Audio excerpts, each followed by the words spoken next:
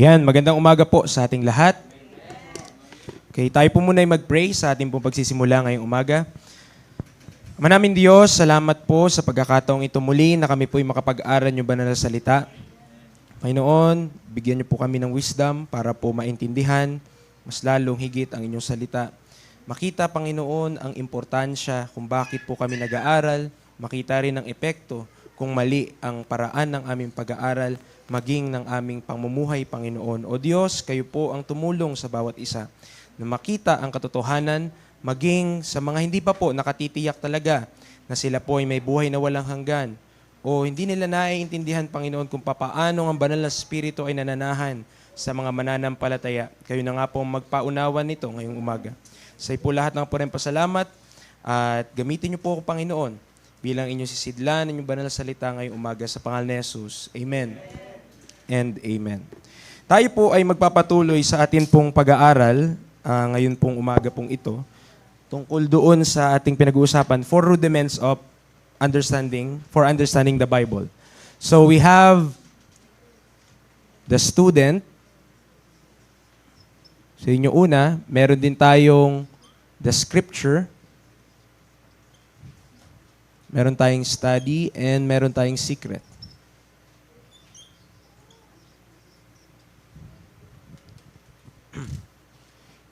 Mahirapan tayo maintindihan ang salita ng Diyos kung una, hindi tayo estudyante ng salita ng Diyos. At para tayo maging estudyante ng salita ng Diyos, kailangan natin maging saved, of course. So yun yung requirements para yung Spirit of God, who is the teacher, ay manahan sa atin. Then we have the scriptures na kung wala tayong Word of God, kung wala tayong perfect Word of God na hawak natin ngayon, how could you confidently place your faith on that book? Paano mo ilalagay, isasaalang-alang ang buhay mo, buhay ng pamilya natin, tama po, ang lahat ng ating ginagawa sa libro na kung saan di mo mapagkakatiwalaan. That's why we believe a perfect Bible exists. Bakit po? Kung wala pong perfect Bible, then you cannot trust whatever this book is saying. Hindi mo pwedeng pagkatiwalaan, mangangapa lang tayo. Or manghuhula lang tayo, or aasa lang tayo na magiging okay ang lahat kahit naman walang Biblia na kung saan masasabi mo ito ang salita ng Diyos at wala tong mali. Okay? Kaya importante po na paniwalaan natin that there is a perfect Bible. And of course, in this perfect Bible, there is an ordained method of study. Papaano mo pag-aaralan ang salita ng Diyos? At meron ding secret na kung saan, as we progress, ay pag-uusapan po natin, mga kapatid. Maybe not kung di tayo umabot ngayong araw na ito, pero sa mga susunod po na pag-aaral. Okay. So, maglalaro po tayo. Pero mga involved dito ay mga young people na lalaki.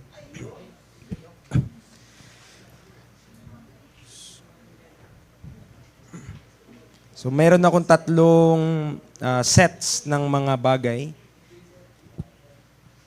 Okay, dito, ano bang una? 1, 2, 3, 4, 5. Okay. Kasi kailangan po ng participation. Ano po? No? Kasi baka salita lang tayo ng salita, we're beating the air. So, hindi natin nakikita kung naiintindihan ba ng mga nakikinig. So, tatawagin natin sila mamaya. Isusulat ko lang muna yung mga pagpipilian nila. Tapos, ilalagay nila dito. Ipapasak nila dito kung saan nakalagay yun. Okay po? So, dito po sa taas, yung mga characters. Yan. So, ilalagay lang nila kung saan si Adan, Christ, si JTB ay si John the Baptist, dito, si Peter, yan. Ang 144,000, ikaw ba yun? Jehovah's Witnesses ba yun? Ang 2 witnesses,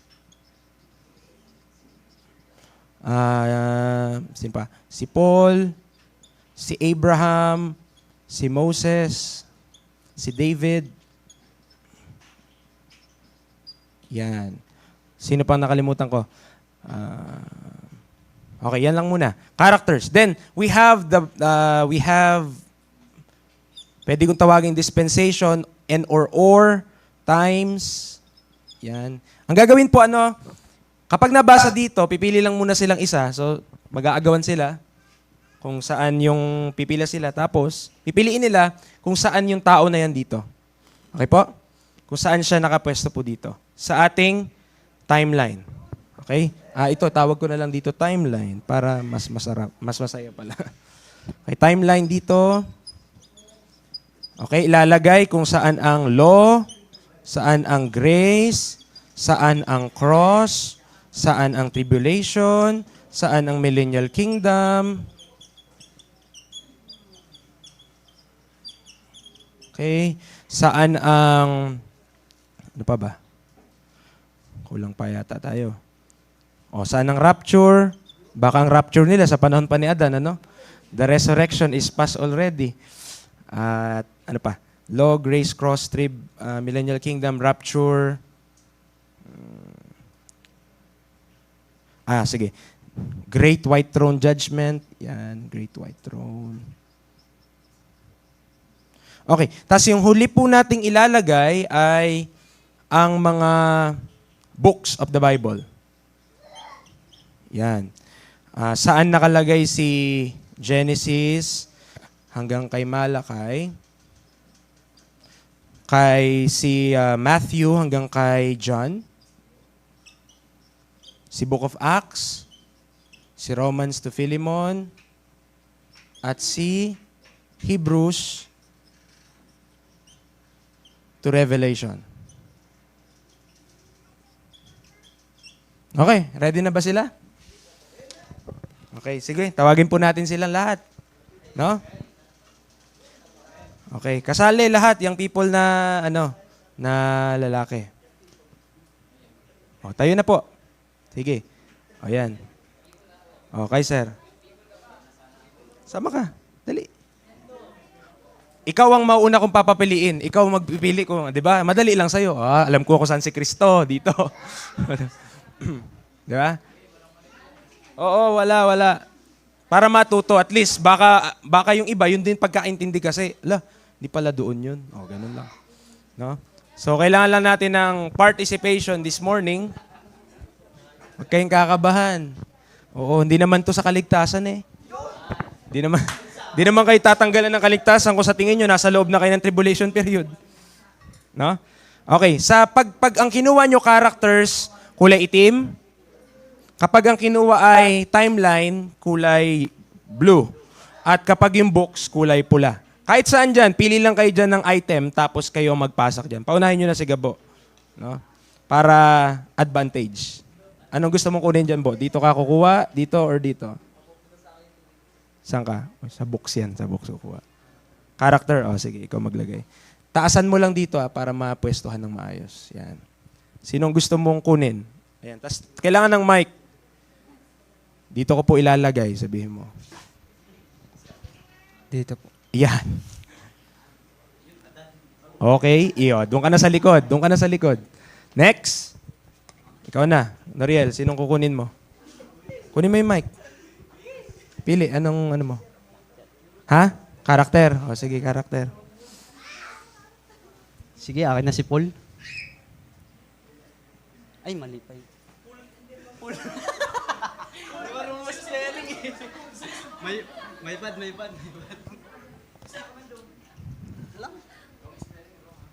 Patay tayo dyan, Paul. Sino yan? Wait lang, diyan ka lang.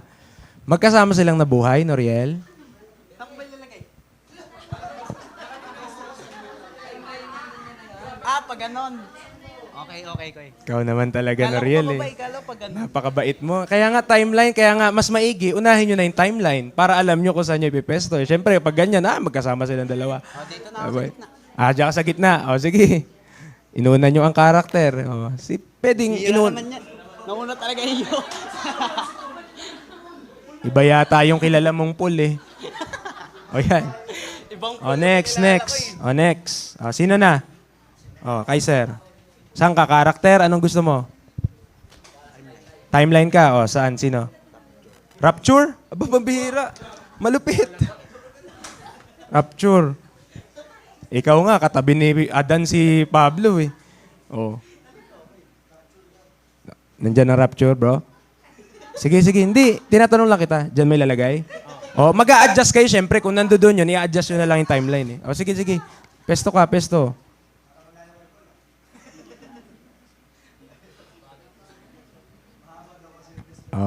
Okay, okay. Sige, sige. Next. Next. Sino? Oh, ikaw na. Hindi, pila yan eh. Pila-pila. Si Kurt na next eh. Saan ka, sir? Sinong kukunin mo?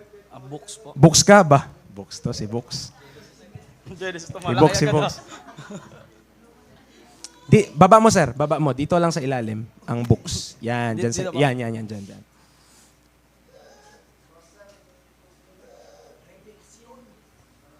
Genesis to Malakay. Tumalakay. Ba. Mga galo-galo, kala mo talaga. Ayun. Pambihira. O, nilagyan na. Okay, sige. Next. Sino next? Kurt, anong kukunin mo?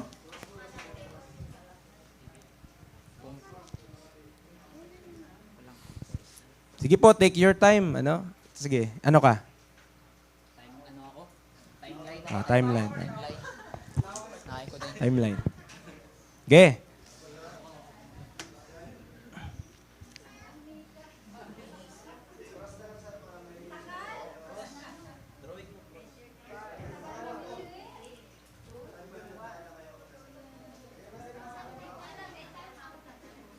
Oh, dito ang timeline sa ano na hilera na yan. Oo.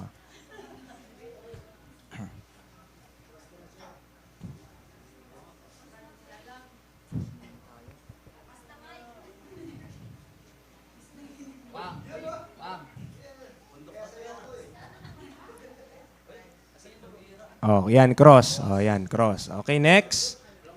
Bo, ikaw ulit. Si Sir John, anong ano mo? Timeline ulit. Sige, go.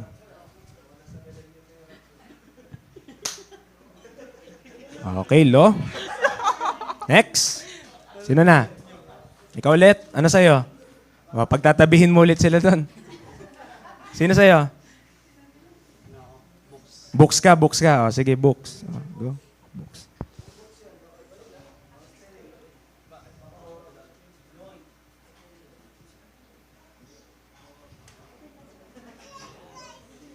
Sigurado ka dyan?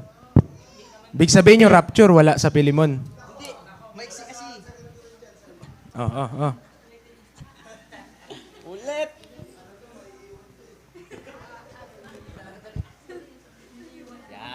Yan. Baka gusto mong ilipat para lang umikli or ano. Hindi, okay lang. Sige, okay lang yan. Next, sino ulit? Sino na? Franz, Kaiser na. Kaiser, ikaw. Saan ka?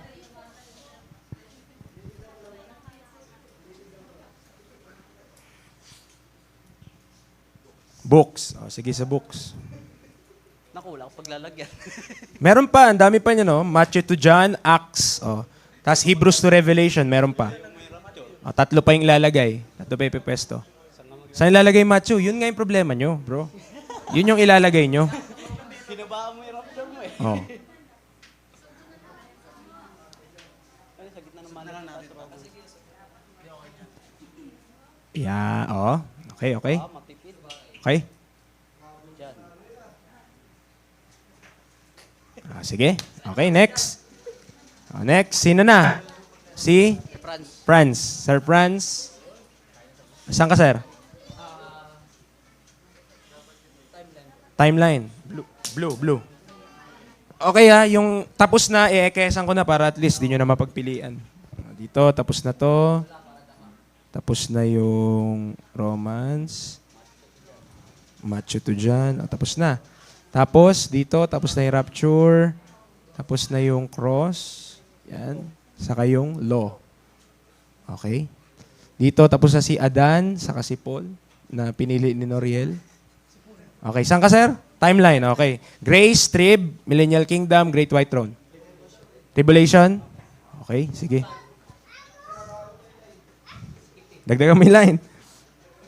Medyo stretch out yung rapture natin dyan, no? Yan, sige.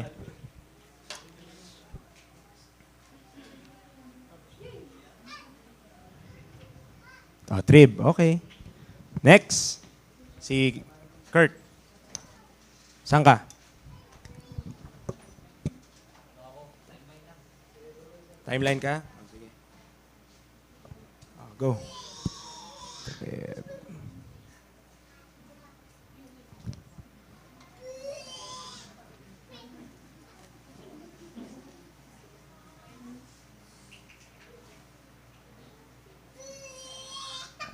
Nako, nako.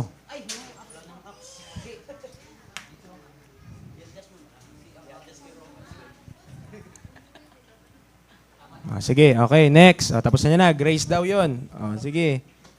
Next. Sige ba ulit? Bo, pili ka karakter. Madali lang yun. No? Karakter.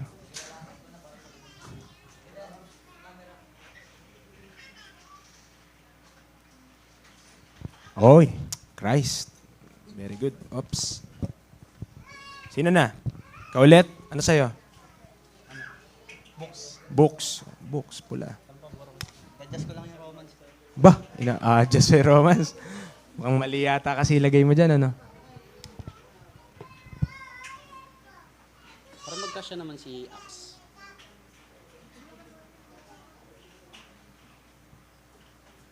Oh, sige. Oh, axe. Tapos na daw. Next.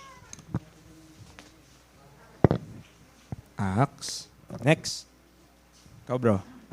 Karakter. Okay.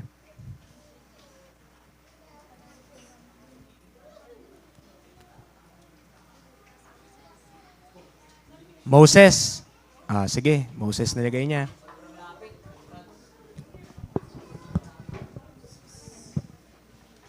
Next. Asay, sir? Timeline. Sa timeline. Go lang, go.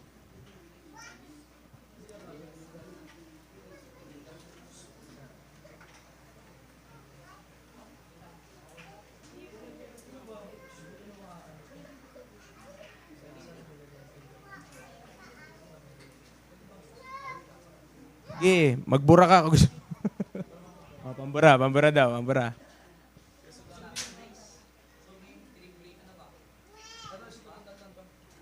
Sige, sige.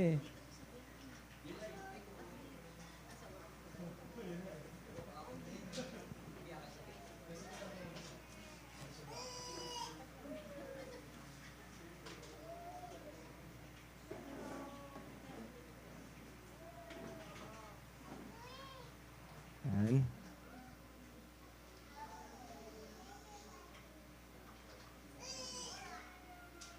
Okay na yan. Pwede yung tuldok. Okay, Millennial Kingdom. Sige po. Next. Sino na? Ah, si Kurt. Ano sa'yo? Ah, pambura doon. Sa kay Noriel.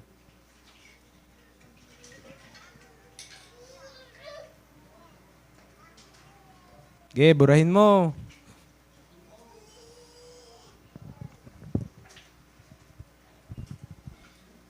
Binura, bro. Payag ganon.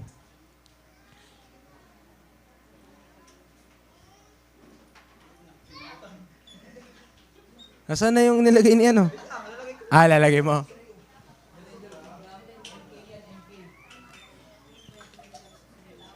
Sure ka dyan, ha? Sige. Next, next.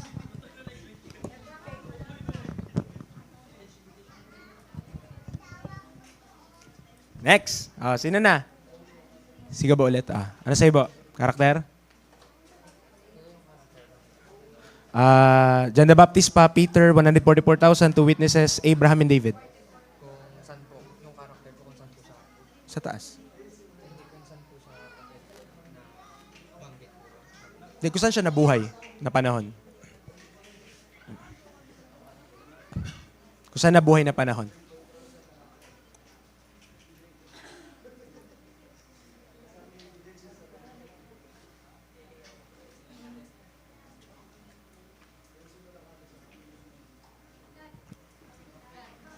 Okay, sige.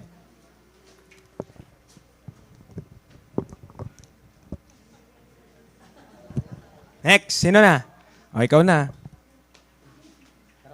Karakter ka ulit. O, sige.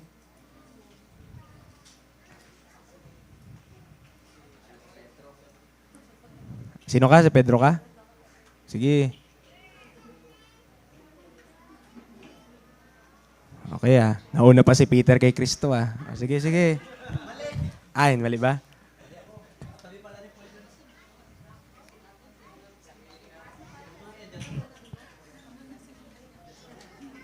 Ikaw bahala. Ba't blue? Papalitan mo yung cross? Wag na. Okay na yan.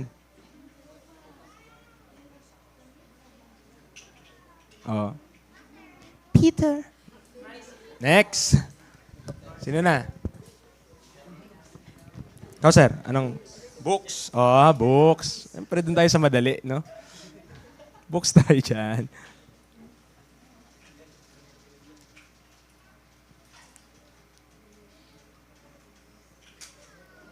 Yun, no?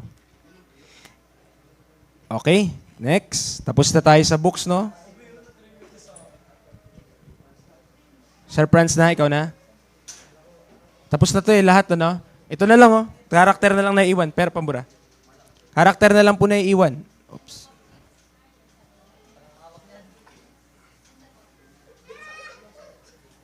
Okay na. Okay? Sino na lang po natitira sa inyo? 4 na lang to. Katapos na?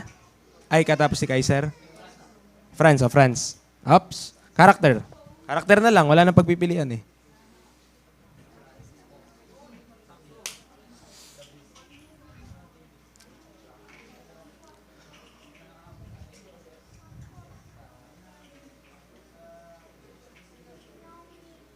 Okay, David. Next. Sino na? Kurt.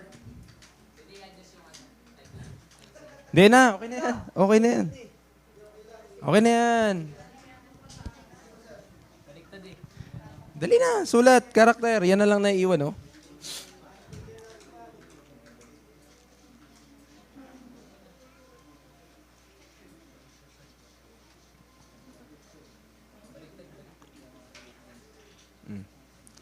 Go. 3 na lang yan. JTB, 144K. Di po to karat gold, 2 witnesses.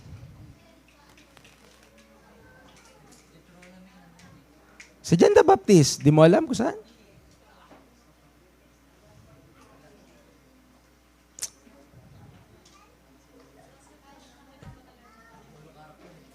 Gina, si John the Baptist na kunin mo.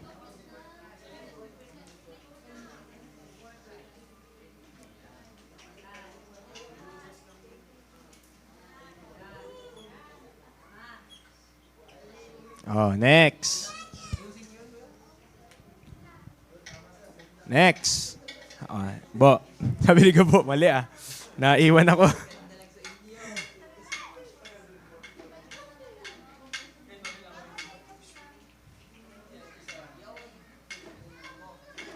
Lamang ang may alam. Oops.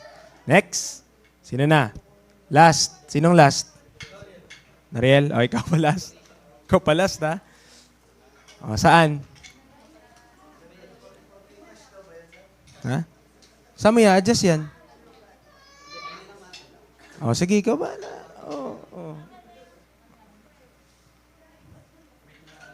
Wait? Wait lang. Hanggang wait. Sige.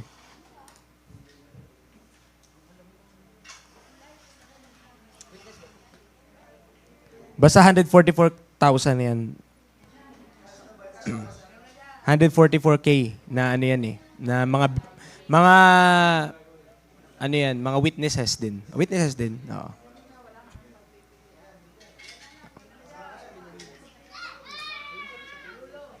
Sulat mo. Kung saan. Dali, sulat mo na. Sige, manghula ka.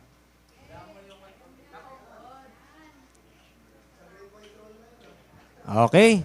Sige, salamat po. Salamat. Pwede po ba natin silang bigyan ng palakpak? Yan. Salamat sa inyong marubdob na pagdesisyon kung saan ba itong mga ito. Okay. Bakit po natin ginawa yung activity na yon? ay para ipakita para din i-test din siguro kung naiintindihan ba nila kung yung pagkasusunod-sunod na mga pangyayari. No, yung succession at yung yung succession ng mga pangyayari, yung chronology ng mga pangyayari. Okay? Bakit po mahalaga na alam natin kung kailan nangyari ang isang bagay sa Bible? No? At bakit mahalaga din naman kung nasa saan tayong panahon? No? May halaga ba yun o wala? No po? Kasi kung wala po yung halaga, mga kapatid, kung wala pong halaga yun, then we could take everything from Genesis to Revelation as instructions to us. Pwede natin kunin kahit mula sa Genesis pa yan, instruction para sa ating panahon ngayon. No? And kapag ginawa natin yun, yun po yung pag-aaral ng covenant theology. Okay? Pero ang ating pong pag-aaral is different from that. We acknowledge na may iba't ibang panahon at may iba't ibang mga tao sa panahon na yon na binigyan ng mga command, instruction ng Panginoon para ipaalam yung kalooban ng Diyos sa specific na panahon po na yon. Dito, mapapansin lang natin na sinabi na, pinoint out ng marami kanina, nakita nila, so si Abraham po ay nauna kay Moses. Okay? Si Abraham ay nauna. So pagkatapos ni Adan, si Abraham yon. So i-adjust ko lang konti po ha. Ito, law.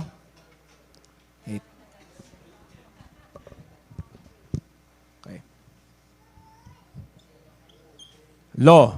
Tapos, si Moses, kay Moses binigay yung law. So, lagyan mo ng bilog. Ganyan. Bago ibigay yung law, was Abraham. Abraham was not under the law. Okay? Wala po siya sa ilalim ng batas. Si Abraham po ay nandyan. Si Tatay Abe. No? Abraham. Okay. So, si Adan, tapos si Abraham dito, then law was given to Moses. So, burahin mo si Abraham dyan dahil di naman siya kasama dyan. Basic. Okay? Of course, David was under the law. Okay? David was under the law. Tama po yun. Okay? At Abraham, Moses, David, John the Baptist was under the law. Tama po yun. No? Christ is also born under the law. Peter, dito na siya, meron siya panahon dito, umabot siya pang ganyan. Tapos si Paul, sa Acts, na-save siya, tapos ito yung books niya, Romans to Philemon, then rapture hanggang doon lang. Okay, rapture. Aakyat ka dyan. Okay. At tribulation period, yung 2 witnesses, 144,000, dito po yan, sa tribulation period. Okay? Ang Great White Throne po ay pagkatapos pa ng Millennial Kingdom.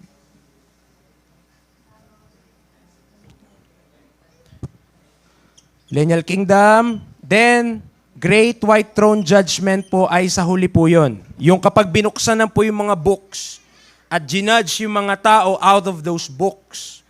Okay? Tanong, kasama ba tayo doon sa Great White Throne Judgment? Kasama ka bang i-judge sa Great White Throne Judgment? Di po ba? Yun yung mga tanong na pwede nating masagot kapag nag-aral tayo ng Bible at i-divide tayo ng scriptures. Makikita natin kung saang panahon yung applicable sa atin, ano yung command na binigay sa atin, at paano tayo kikilos under those times. At siguro, ano ko lang to ha, burahin lagyan natin Yan. Kasama yung rapture dyan. Basta yun yung end ng grace. Okay. You might ask, preacher, bakit po may panahon na ang tawag ay grace? Hindi po ba simula Genesis hanggang Revelation, may biyaya ang Panginoon? Tama? No? Simula, nilikha ng Diyos ang langit at lupa, at sinimula nang binigyan ng Diyos ng buhay ang tao, there is grace. Merong biyaya ang Diyos. Pero bakit merong panahon na ang tawag ay grace? Ibig sabihin ba walang grace sa ibang panahon? Does it mean that grace doesn't exist sa panahon ni Noah? Pag binasa natin yung account niya, and Noah found grace in the eyes of the Lord. So, we must recognize that there is a difference, merong pagkakaiba sa grace in a dispensation versus dispensation of the grace of God. Okay, isusulat ko po yun para maano natin, ha? Ipapaliwanag ko po sa inyo. Grace Grace in a dispensation is different to dispensation of the grace of God.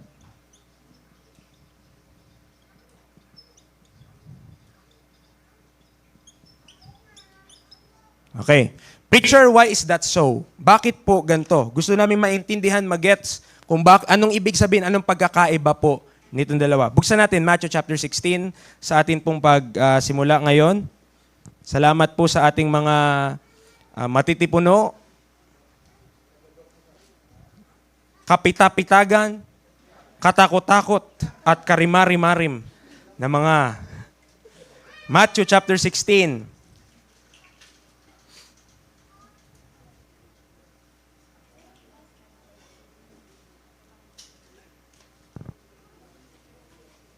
So in our study, okay, I will give a question dito sa baba para makita natin yung pino-point out nung bakit ko binuksan yung Matthew chapter 16. So, pinakamalapit sa ating panahon, syempre itong law, okay? So, itong tanong ha, do the 12 disciples, apostles, lagay natin. No? Preach the death, burial, and resurrection as the gospel. Pinrich ba ng 12 apostol? Sino po yon? Si Peter, si Matthew, si John, si James. Yung mga pangalan po na yon, kasama si Judas doon, syempre. Pinrich ba nila ang pagkamatay ni Kristo, pagkalibing ni Kristo, at muling pagkabuhay ni Kristo na ebanghelyo? Yun ang tanong. Pinrich ba nila na si Kristo'y mamamatay, ililibing, at sa ikatlong araw ay mabubuhay para sa kapatawaran ng ating mga kasalanan na tayo ay maligtas? Okay?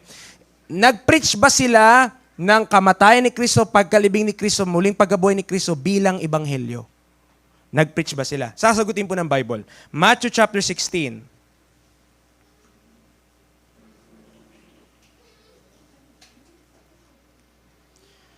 Sisimulan ko po sa popular passage, verse number 17 tayo. Verse 17.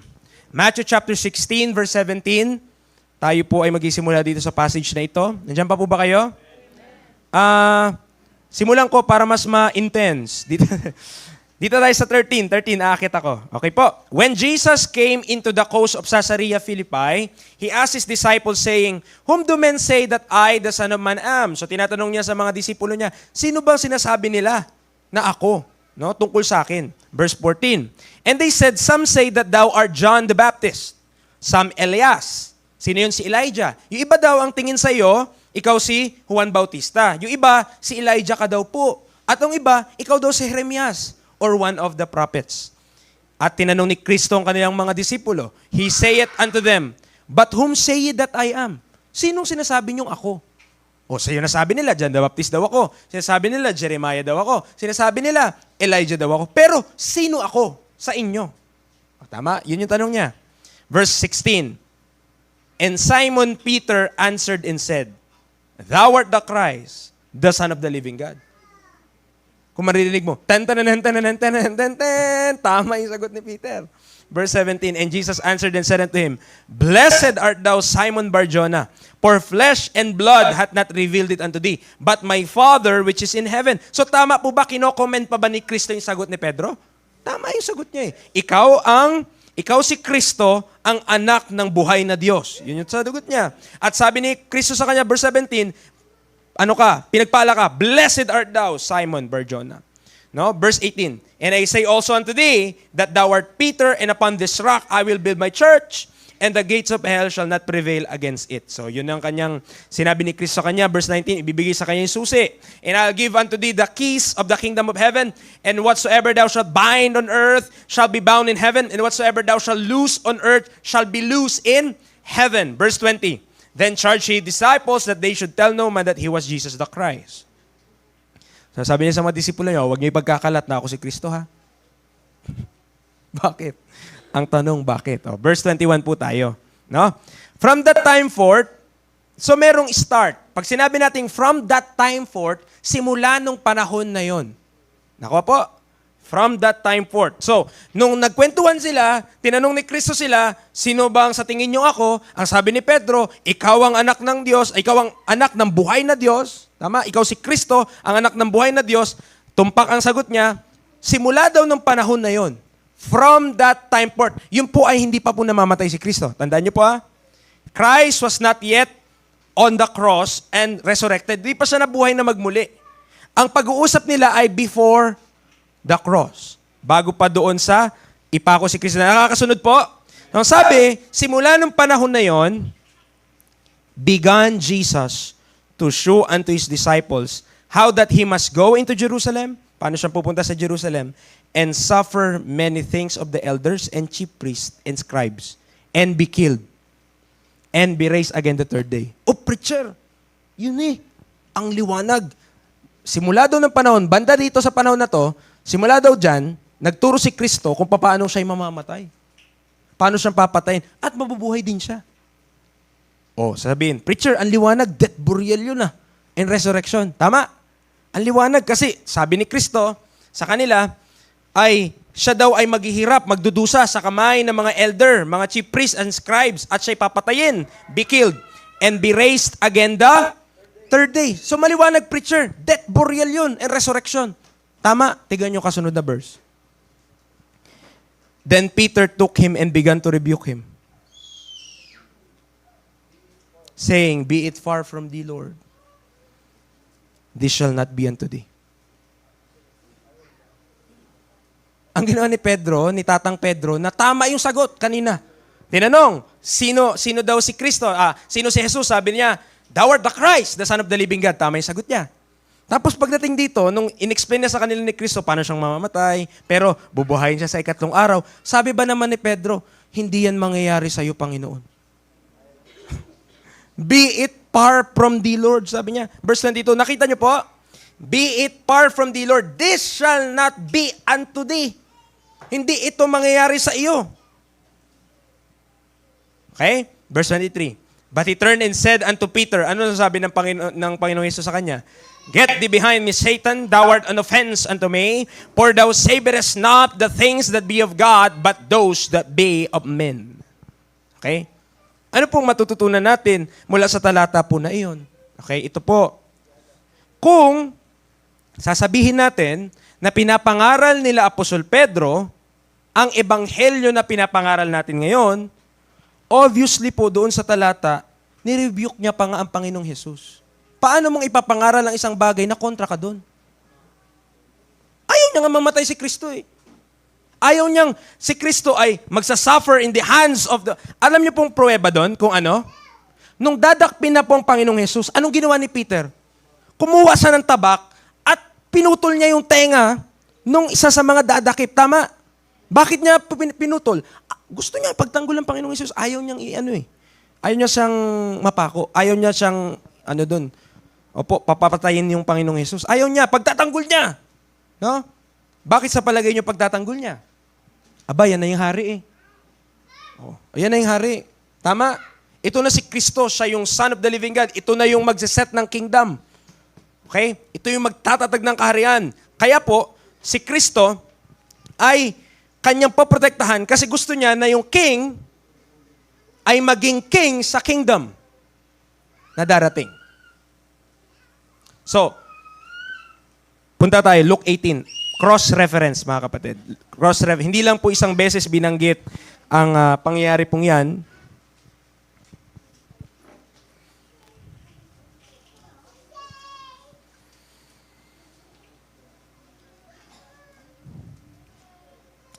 Luke 18 verse 31. Luke 18 verse 31. Okay? Luke chapter 18 verse 31. Mamaya po may application po tayo nito sa kaligtasan. Kung bakit po ha? Bakit po natin pinag-uusapan ito? Luke chapter 18 verse 31. Then he took unto him the 12, so yung 12, and said unto them, Behold, we go up to Jerusalem, and all things that are written by the prophets concerning the Son of Man shall be accomplished. So mangyayari kung ano man nakasulat ukol sa akin. For he shall be delivered unto the Gentiles, and shall be mocked, and spitefully entreated, and spitted on. And they shall scourge him, and put him to death. And the third day, he shall rise again. Dinidescribe ng Panginoong Yesus ang kanyang pagkamatay at muling pagkabuhay. Maliwanag po? Dinidescribe niya yun eh. Pagkamatay niya at muli niya pagkabuhay. Verse 34. Do you believe the word of God? Basahin niyo po. And they understood none of these things. And this saying was hid from them. Neither knew they the things which were spoken. Yung diniscuss ng Panginoong Yesus, kung paano siya'y mamamatay, at sa ikatlong araw ay babangon, third day rise again. Anong sabi ng Bible, verse 34? Wala silang naintindihan doon. They understood none of those things. Paano mo ipipreach ang isang bagay di mo naiintindihan? Amen? How could you preach that si Kristo ay mamamatay para sa ating mga kasalanan, living, at sa ikatlong araw mabubuhay na magmuli para sa ating mga kasalanan? Paano mo ipipreach yun kung hindi mo naiintindihan yun? Tama po? At mula sa talatang ating binasa, maliwanag po, in verse 34, they understood none of these things. And this saying was hid from them. Neither knew they the things which were spoken. Mga kapatid, before the cross, bago po dito, no? Before the cross, ang understanding po ng maraming mga mananampalataya, para daw pumaligtas ang isang kaluluwa, lahat daw po na nandito naglo-look forward sa cross. Okay? At lahat naman ng pabalik dito naglo-look backward sa cross. Tama? So yan yung general understanding na maraming mga mananampalataya regarding paano ba maliligtas ang isang tao dun, under the law. Nasa ilalim siya ng batas. Paano daw maliligtas? Sabi nila, they look forward to the cross. Kung meron ka tatanungin, yung pinakamalapit na sa cross, sino yun? Sila Pedro. Lapit na nila sa cross eh. Tama? Bago mangyari yun, sila na po yung mga karakter. Pero ano pong sabi ng Bible? They understood none of these things. They understood none of this. Anong ibig sabihin, preacher, na hindi nila naiintindihan yun? Ulitin ko po, paano nilang ipipreach ang isang bagay na hindi nila alam at di nila naiintindihan? Preacher, teka. Okay, may argument. Sabi, sa Old Testament, pinangako na mamamatay si Kristo. Of course. Isaiah 53, kahit buksan pa natin ngayon. Amen? Isaiah 53, of course, pinangako na mamamatay si Kristo. Punta natin para makita natin. Isaiah 53. Of course, pinangako na mamamatay siya at pinangako na mabubuhay siyang muli. That was in the prophetic scripture. Hindi natin dinidina yun. Isaiah chapter 53.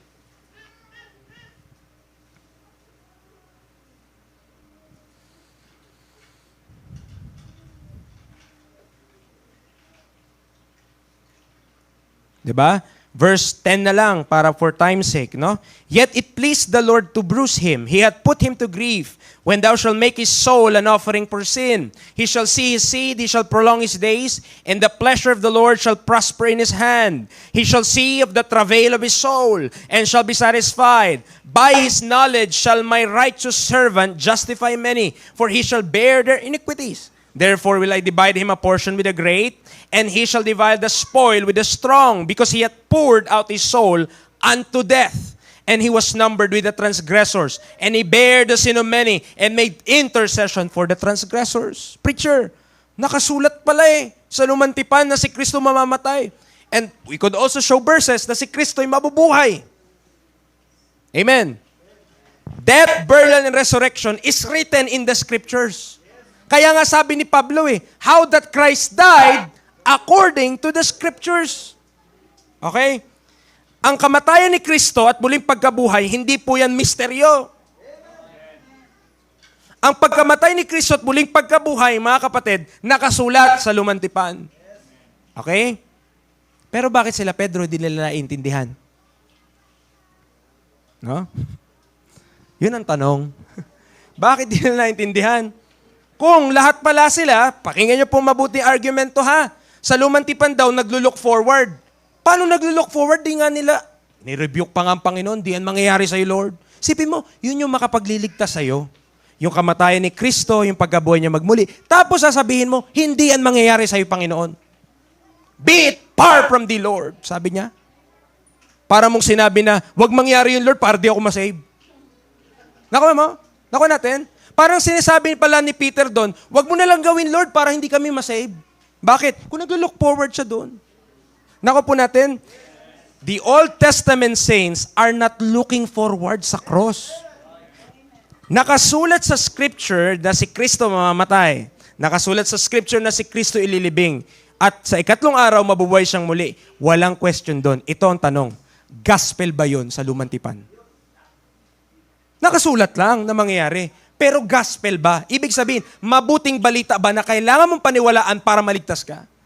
Yun ang tanong. Kasi kung pag-uusapan lang natin, preacher, nasa lumang tipan yan, mamamatay siya. Nasa lumang tipan yan, malilibing siya. Nasa lumang tipan niya, mabubuhay siya magmuli. Walang question dun. Naniniwala ako dun. Amen. Ang tanong, gospel ba yun? Yun ang tanong. Gospel ba siya? Na dapat mong paniwalaan para maligtas ka. Okay? Punta tayong Galatians 1. I will show you na yung gospel na pinipreach natin ngayon, tignan natin yung nature ng gospel na pinipreach po natin ngayon. At papakita ko po sa inyo ang effect. Kapag maniniwala tayo dun sa look forward sa look backward, papakita ko po yung epekto nun sa pananampalataya po natin. Okay? Okay. Just bear with me po. Ano? Tayo nag-aaral ng Bible. Amen? So Galatians chapter 1, sino po ang sumulat ng Galatians? Verse 1, for context. Paul, an apostle. Okay, maliwanag na yon. Si Pablo ang sumulat.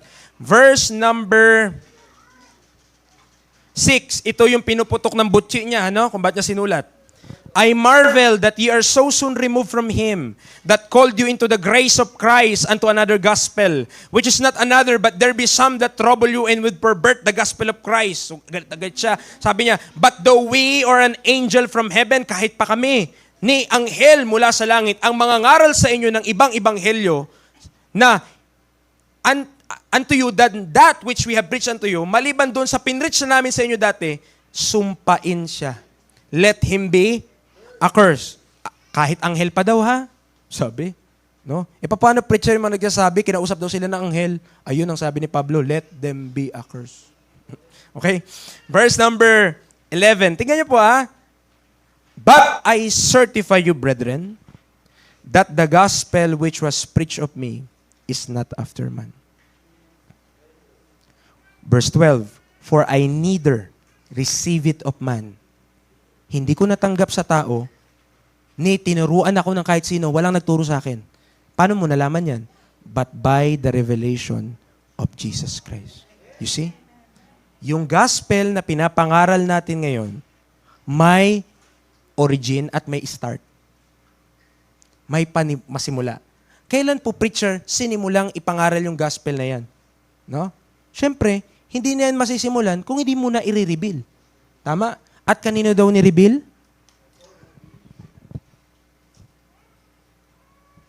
Sa kanya.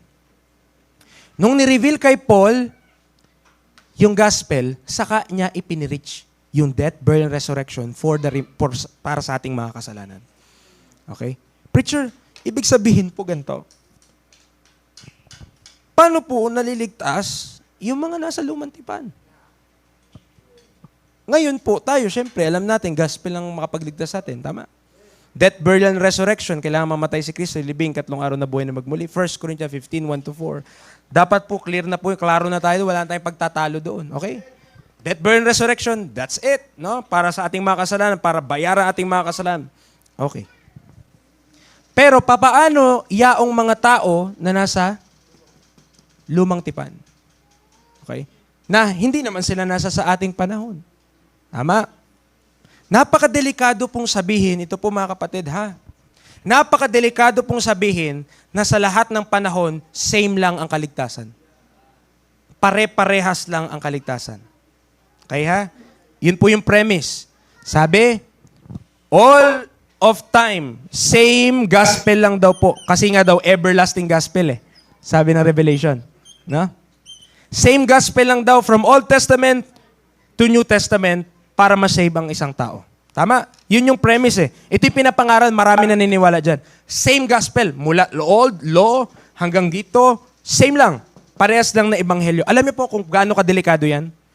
Itong kadelikaduhan yan, mga kapatid. Pag pinaniwalaan mo yan, magkakaroon ng works yung pananampalataya mo.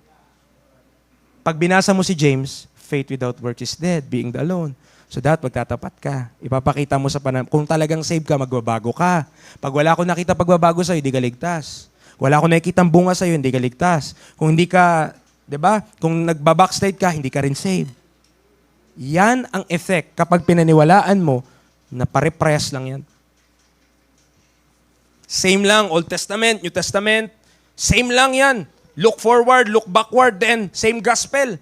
Cross lang ni Kristo. At dahil pinaniwalaan mo yon, pag binasa mo yung Hebrews, pag binasa mo yung James, pag binasa mo yung Matthew, pare-parehas lang yan. Kailangan magpapatuloy tayo. Faithfulness ang kaligtasan. That's the effect.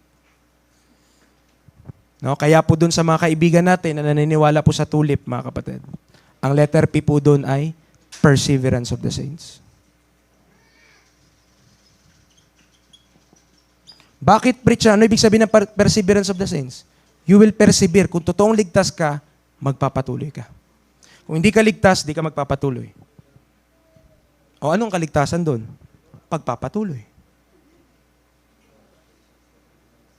Nakita? Kung di ka magpapatuloy, ay hindi talaga ligtas yan. Hindi nagpatuloy. Tama? Yun ang effect kung same gospel lang. No? Kaya pag tayo nagpipreach, tignan natin yung epekto ng ating pinaniniwalaan, mga kapatid. No? Kapag pinaniwalaan natin na same gospel lang, ito po ito, nasa sa inyo kasi take nyo yun, judgment nyo yun sa preaching eh. Pero sinasabi ko po sa inyo itong bagay na to kasi alam ko po yung epekto kapag pinaniwalaan po natin to. Dahil ako po mismo nabagabag sa aking soul. Nung pinag-aaralan ko po ito. Kasi kung hindi talaga siya magkaiba, mga kapatid, kailangan talaga may gawa para mapatunayan kung ligtas ako. At ang tanong kong next, anong gawa yun? Sino nagdedetermine ng gawa ko? Kung ako ba yung ligtas o hindi? Dapat ba, lagi ako nag-church? Yun na ba yun? Pa nagsimba ba ako linggo-linggo, save ako? Paano? Dapat ba nagpipray ako araw-araw? Paano pag nakamiss ako ng isang araw lang? Ibig sabihin ba, di ako ligtas? Nakuha natin? Ang nagiging basis ng kaligtasan ay gawa. Sabihin man nilang, hindi, grace, grace. Ang mga nagtuturo na same gospel lang, hindi naiintindihan ng grace. Kasi may works ang grace nila. Yan ang katotohanan, mga kapatid. Okay? Kaya tayo emphatic pag ating pinipreach ang biyaya ng Diyos. Bakit po? Kasi tayo po nagtuturo, walang gawa ang kaligtasan. Walang gawa natin, okay? May gawa ni Kristo, pero tayo walang gawa. Si Kristo nagbayad lahat. Bakit mo titignan yung buhay ko? Si Kristo nga nagbayad. Titignan mo yung buhay ko, testimony yun, iba yan sa kaligtasan. Magkaiba ang aking testimony sa aking faith, profession of faith in the Lord Jesus Christ. Iba yung nanampalataya na ako kay Kristo at saved na ako sa testimony ko. Okay? Do, konektado yun, pero hindi siya, in a sense, connected to prove your salvation. Amen? Hindi mo. James 2, just to prove again, just to drive a point, mga kapatid. Kaya tayo emphatic pagdating sa pag-aaral po natin ito. Akala kasi natin nangaaway lang tayo eh. Hindi tayo nangaaway. Kapag kasi mali tayo ng unawa dito, you are sending people to hell, mga kapatid. Bakit? Tinuturuan mo para ka maligtas, kailangan patunayan mo na iligtas ka. At kung merong katuruan na magpupunta sa impyerno, dapat, di ba, labanan? Di ba dapat ipangaral natin yung katotohanan? Yan ang dahilan. James chapter 2, verse 18. Hindi, simulan natin. Verse 17. Okay po hindi tayo galit, nagpipreach lang Verse 17. Even so faith, if it hath not works, is dead being alone. Ang liwanag naniniwala ako dyan. Verse 18, yea, a man may say, thou hast faith. Verse 18, and I have works. Show me thy faith without thy work. Pakita mo pananampalataya mo, walang gawa. and I'll shew thee my faith by my works. Kita niyo kanyang description? Sabi ni James, ipapakita ko sa inyo ang aking pananampalataya sa pamamagitan ng aking gawa. Okay? Verse number 19, thou believest that there is one God, thou doest well, the devils also believe and tremble. Sasabihin nila, kayo mga bilib-bilib lang, yung mga jablon, naniwala din eh. Okay, yan yung ginagamit na verse. Verse 20, but wilt thou know, O vain man, that faith without works is dead. Preacher, tama ba na faith without works is dead? Yes, sabi na talata yun eh. Ibig sabihin po, preacher, tayo ngayon, para ma-save tayo, dapat yung faith natin by our works. Nakuha mo, yan yung argument eh. Dapat yung faith ko, ipakita ko by my works. Kasi nga sabi ng James, ang liwanag, 2:20, but wilt thou know, O vain man, that faith without works is dead. That's why it's very important, mga kapatid, na yung gospel nating pinangaral, ibinigay kay Apostle Paul. Bakit? Kasi sa kanya ni-reveal ng faith, walang work sa atin ngayon. It is by the faith of Jesus Christ. Si Kristo, yung part niya, yung part ng works, kinuha ni Kristo. Para ang maiwan na lang sa atin, pananampalataya lang, believing lang. Para tayo masave. Saan po yan matatagpuan, preacher? Tignan nyo ha. Romans chapter 3. Romans chapter 3. Ito po. Just listen until the end para lang pumakita natin ang buo. Okay?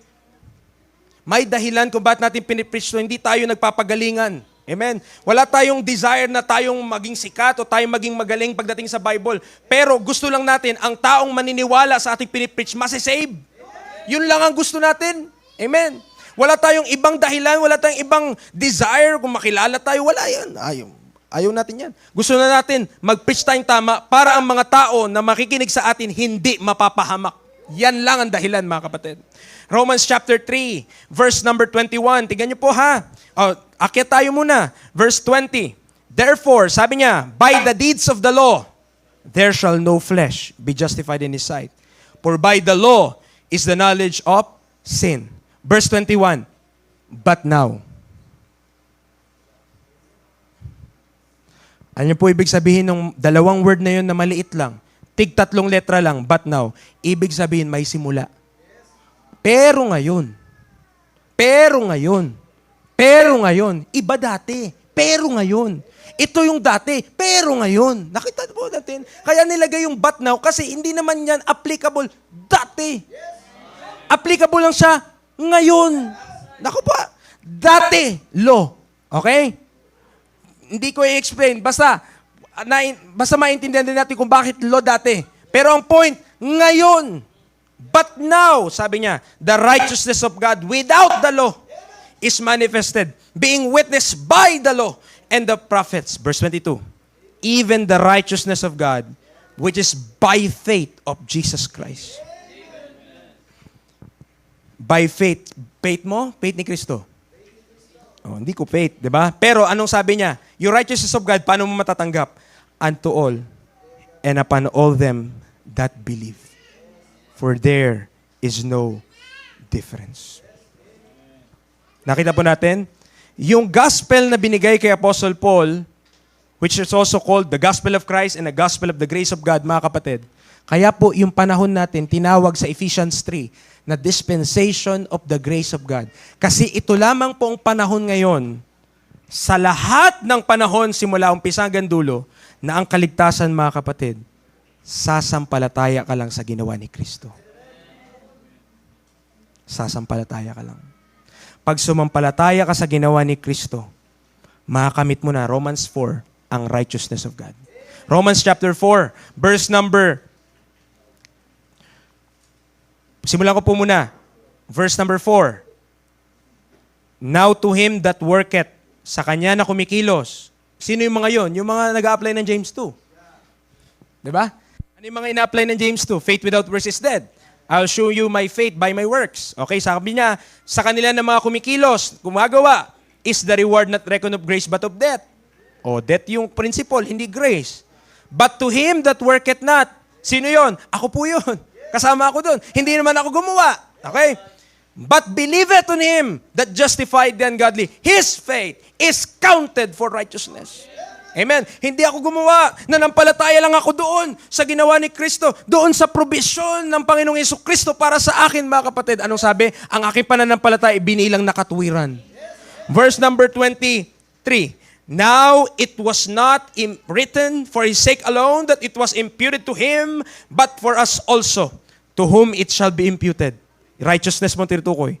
If we believe on him that raised up Jesus our Lord from the dead, who was delivered for our offenses and was raised again for our justification. Verse 1 ng chapter 5, tignan niyo po. Therefore, being justified by faith, we have peace or we will have peace? Ang peace of God ba dito? Present or future? Ano sabi niya? We have peace with God through our Lord Jesus Christ. Ito po ha, intindihan po natin mabuti. Nawa po maintindihan natin. Sinasabi natin na save na tayo. Tama? Tinetestify natin yon na praise God sa kaligtasan. Nagpapasalamat po ako sa Panginoon na ako ay ligtas. Tinetestify natin yun eh. Save tayo. Tama? At ang stand natin, once save, always save. Which is, alam natin lahat yun. Yun talaga tinatuloy natin. Minsan ka naligtas, ligtas ka na forever. Hindi na yon maalis natin. Okay, we believe that 100%. Alam niyo po, ang epekto kapag pinaniwalaan mo yung same gospel, mawawalan ka ng once save, always save. Mawawalan ka. Bakit? Kasi ang salvation, para na tayong mga pulis. Tinitignan natin yung iba. Ano ba, nagbabago ba siya? Kung di siya nagbabago, di yata ligtas. Di yata talaga siya ligtas kasi yung ugali niya dati, ganun pa rin. No? Yung kanyang ginagawa, ganun pa rin. Hindi ko nakikita sa kanya yung bunga ng kanyang pananampalataya. So, hindi talaga to save. Diba? Saan mo nakuha yung understanding na yun? Sa James 2. Doon mo nakuha yun. Tama. Mali ba yung James 2? Tama yun. Kanina ko pa pinitch na tama yan eh. Amen. Pero sa ating panahon po ngayon, wala yung gawa natin. Gawa na nga ni Kristo eh. Si Kristo na nga ang umako lahat. Si Kristo na nga ang nag-bear sa kanyang body ng kating mga kasalanan. Binayaran niya po mga kapatid. At dahil binayaran na ni Kristo ang ating mga kasalanan, tayo po ngayon, believing lang, maliligtas. Then sasabihin, kayong mga naniniwalang bilib-bilib lang, mga kulto kayo. Eh kung ibalik ko kaya, kayong naniniwala na may gawa sa kaligtasan, kayo ang huwad. Kasi naniniwala kayo na may gawa sa kaligtasan. Sa amin, naniniwala kami, si Kristo lahat gumawa. Kayo naniniwala, kayo rin ang gagawa. O teka, sino bang may biyaya doon? Kita natin? So, minsan, sindakan lang eh. Minsan sasabihin na, kulto kayo, gaganon. Hindi naman nagpapaliwanag.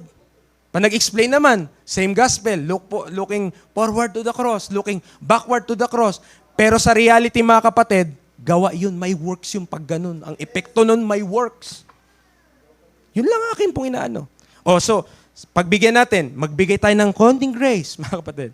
Kung maniniwala ka dun sa look forward, look backward na yon, okay lang. Paniwalaan mo yon, okay? Nasa sayo yon. Pero, paano ka ba naligtas? Do you need to prove your salvation? Dapat ba nating i-prove yung kaligtasan natin ngayon? Kung kailangan mo i-prove, di ba gawa yun? Hindi na yung grace. Tama? Kasi may gawa na eh. Gusto mo ipakita, Lord, save ako kasi nagtatapat ako. Lord, save ako kasi nagpapatuloy ako. Lord, save ako kasi Kristiyano ako dati pa. Tama? Nakita natin, saan mo inilagak yung iyong pananampalataya? Where did you place your faith? Is it on Christ or is it on your works? Amen? Totoo po, meron po mga umaaway dahil po ganyan ang tayo. Pero yung mga umaaway, pag inusisa mo ang doktrina, may gawa po para maligtas. Kasi nga po ito yun eh, P yun eh. Perseverance of the saints. P nga yun. Hindi. Alam nga naman, tingnan ko yan. Hindi. Kung totoong ligtas ka ha, magpapatuloy talaga yung tao na yan. E paano pag di nagpatuloy, di na yung ligtas? Tama? Meron pong naniniwala nun. Na kapag hindi na nagpatuloy, talagang hindi na ligtas. Kasi nga, talagang dapat, kang isang ligtas, makikita sa buhay niya. Then, yung ligtas na ito na nakikita sa buhay niya, may papakita niya yon at patuloy yon. Kapag nag-stop siya, nag-backslide siya, then prove daw yon na ng reprobation, na hindi na ligtas yung isang tao na ito. Okay? Usisayin natin. Ibig sabihin ang kaligtasan po, ito ang kaligtasan ay dapat pala yung faith mo dire-diretso. Dapat faithful. Hanggang dulo yun. Kasi pag tumigil yun sa gitna, baka hindi ka ligtas. Tumigil ka eh. Tama? Faith, tapos merong faith. Hanggang dulo. Saan naman yung concept yun? Hebrews 11 po yun, mga kapatid. Hebrews 11 po yun, mga kapatid. We acknowledge this thing kasi po, totoo naman yan. Nasa Bible eh. Hebrews chapter 11. Saan yan nakukuha? Chapter 11, verse number 11.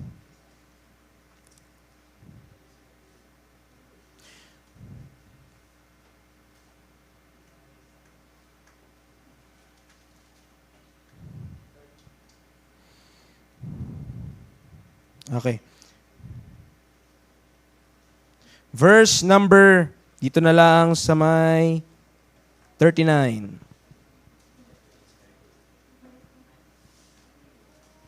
Okay. Ano pong sabi? And this all, having obtained a good report through faith, receive not the promise. God having provided some better things for us, that they without us should not be made perfect. Tapos, yung mga examples po dito, na makikita po natin, simula yung verse number 1, di po ba? By faith. By faith. By faith. By faith. By faith Abel, by faith Enoch, by faith Noah, by faith Abraham. Tama? By faith, sino ba? Sa Sarah rin yata nakasama. By faith Joseph, by faith Isaac. Tama po. Puro by faith po yan eh. Naka natin? Puro by faith siya. At kapag magmamasdan nyo po yung faith dyan, meron po yung gawa. No? Nung si Noah po, nag-by faith siya, sabi dyan, verse 7, anong ginawa niya? Moved with fear, prepared an ark to the saving of his house. Okay?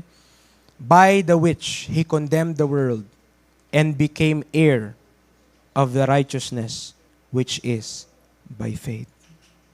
Lahat po dyan ng by faith, mga kapatid, ay meron pong gawa. Bakit po? Kasi po, verse number 1, faith, now faith, is the substance of things hoped for, the evidence of things. May ebidensya po ang pananampalataya.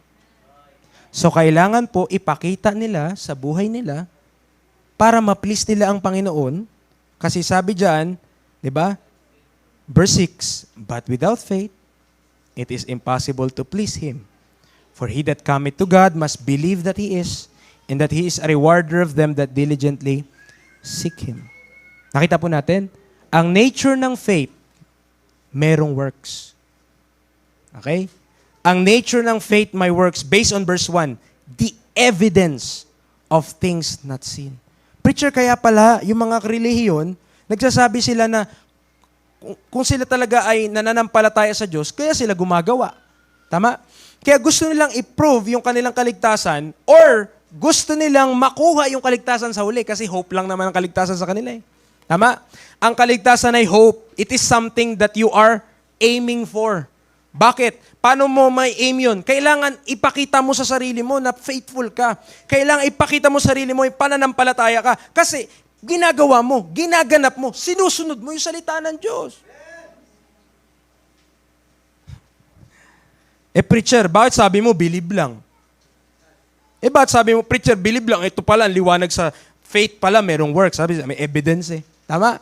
Yung faith pala, preacher, may works. Bakit sinasabi mo, believe lang tayo masasave ngayon?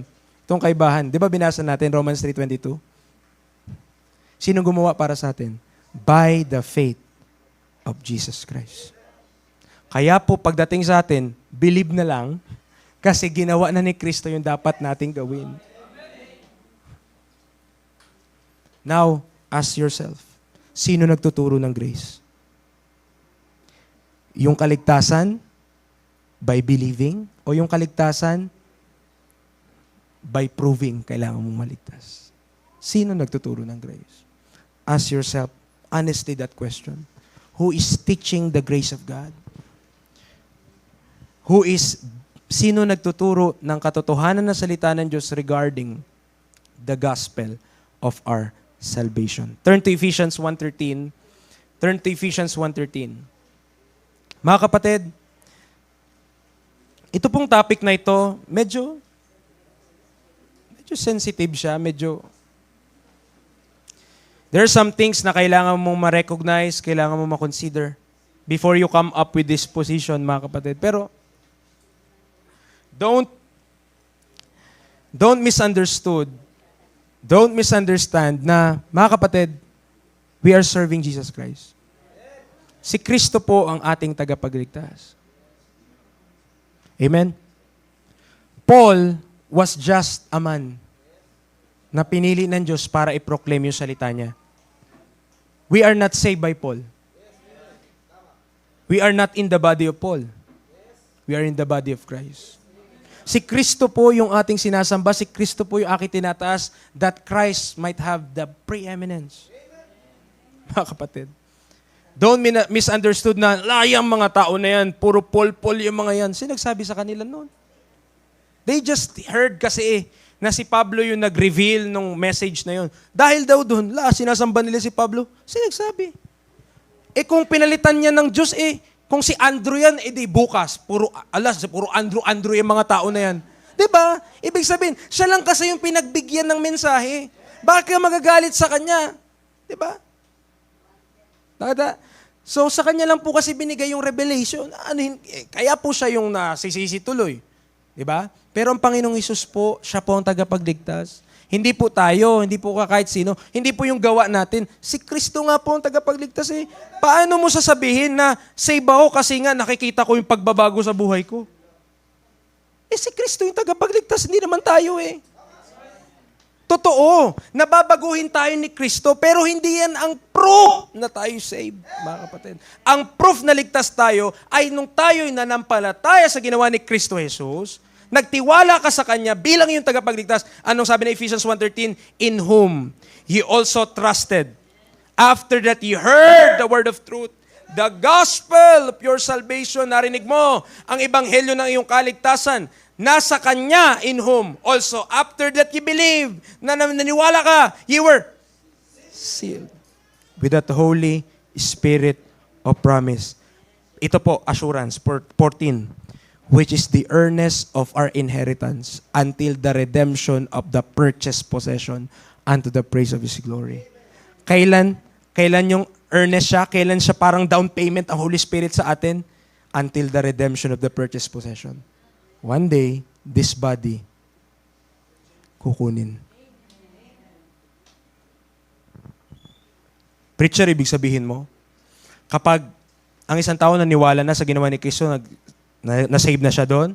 Tapos nakita ko, nagpapatuloy pa rin ng nigarilyo. Save pa rin ba yun? Diba? Yan yung mga tanong eh. Ganyan yung mga tanong. Ibig sabihin, parang gusto niya lang ipamukha sa iyo or gusto niya lang sabihin, kung sincere siya, parang gusto niya lang malaman, ang totoong save, di na dapat nagpapatuloy siya ganun. Ang totoong save, hindi na dapat ganyan. Totoo naman, ang save dapat di na nagpapatuloy doon. Tama po? Amen? Pero alam natin, mga kapatid, na hindi pa inaalis ng Diyos yung flesh. Okay? Hindi pa inaalis ng Diyos yung flesh. That's why, kung minsan, yung flesh natin, nakikita pa rin natin sa buhay natin. If you will be honest with yourself, tingin na lang tayo sa salamin, mga kapatid. Tingnan na lang din natin yung buhay natin, yung ginagawa natin.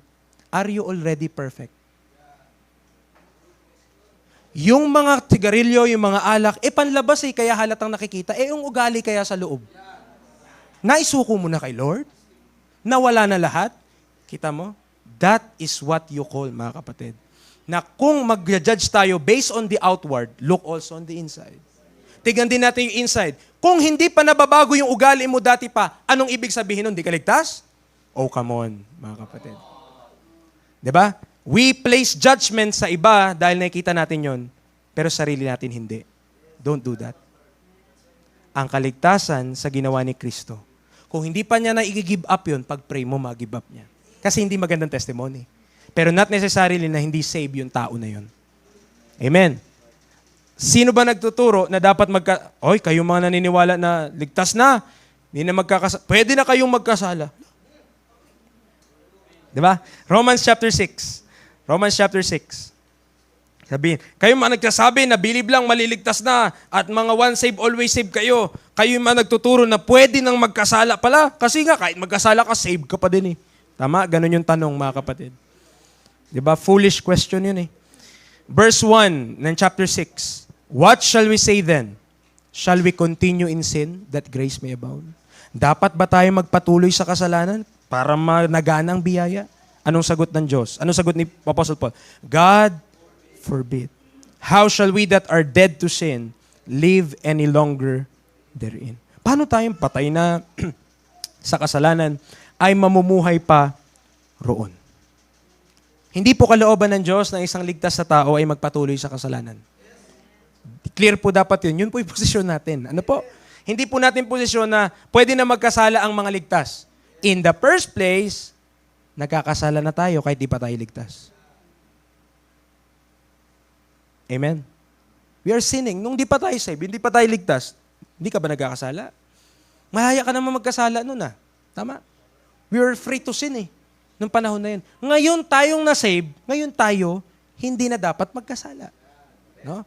But we acknowledge na meron pa rin tayong kasalanan. Nagkakasala tayo, mga kapatid. Opo, tama po ba? Sino po ang hindi na nagkakasala?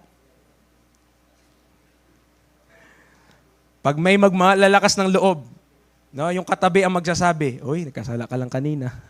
Di ba? So, alam natin na merong sin. Alam natin yon. Kaya po, ang ating kaligtasan, mga kapatid, must be clear. Dapat maliwanag po sa atin, ang kaligtasan, walang halong gawa natin. Di ba? Wala po. Wala talaga. Kasi nga po, yung mensahe na yon, ibinigay kay Apostle Paul, umabot na po sa ating panahon ngayon. At mag-e-end po yon sa rapture. Kita po natin. So yung notion, sabihin mo, ay, sa lumang tipan, same pare-parehas lang yan. Naglo-look forward. Mas accurate pa na sabihin mo, ang God the Father ang nag-look forward sa cross kasi alam niya yung mangyayari eh. Ang tao hindi eh. Anong alam ni Noah? Na si Kristo mamatay sa cross. Ang iniintindi niya yung ulan eh. Diba? Kung sabihan mo yung mga tao na nandoon sa outside ng ark, believe on the Lord Jesus Christ and thou shalt be saved. Paano mo masasabi ligtas yun kung wala sa ark? Diba? Different time periods. Different time, different operations, mga kapatid. Pero may mga bagay masarap pag-aaralan, hindi siya mabibigay ng isang bagsakan. The point being, ngayong umaga po na ito, just understand na yung gospel na ating pinapangaral po kasi, kaya po tayo nalilito, kasi minimix po natin sa ibang panahon. Sa atin lang po ibinigay yung by grace are you saved through faith. Hindi po binigay kay Noah yun. Hindi po binigay kay Moses yun. Hindi po binigay kay Peter yun. Ano nga sabi ni Peter? Hindi yan mangyayari sa'yo, Panginoon. Oh. Tama po, nakita nyo? Pag pinaghalo natin po yan, yung epekto niyan, kailangan mong patunayan ang pananampalataya mo by your works. You need to prove your faith. Kailangan may gawa. No? But salvation, ang kaligtasan, mga kapatid, by grace through faith without works. Ang sabi niya, not by works, lest any man should boast. Save ako! Ba't ka save? Bago yung buhay ko. Simula nag-church ako dito. Kaya natagpo ako ng Panginoon. No? At dahil doon, simula noon, pinabago niya ako. No? At naalala ko yun. Diba? So, pag pinakinggan natin yung testimony, na kanino yung glory?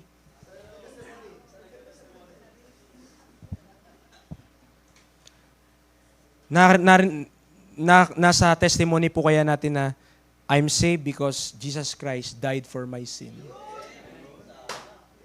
according to the scripture, and that he was buried, and that he rose again the third day, according to the scripture, sabi mo. Tapos nagsumampalataya po ako doon. According to Ephesians 1:13, ang Holy Spirit tumira na po sa akin the moment I believe. Sa ginawa po ng Panginoong Heso Kristo. At may tanong na naman, sir. Meron na naman. Ang tanong, sir, hindi po ba works din yung maniwala ka? Yun ang tanong. May sagot ang Bible. Romans 4. Sa magsasabi naman na works yun, kasi nga dapat daw wala talagang works. Ibig sabihin, wala ka talagang gagawin. Sasabihin, ang believing works yan. Kung sabi ng Bible na works, ang sabi ng Romans 4, verse 5, ito po, maliwanag po ha. Ito po. But to him that worketh not, but believeth. Inalis sa listahan ng works ang belief.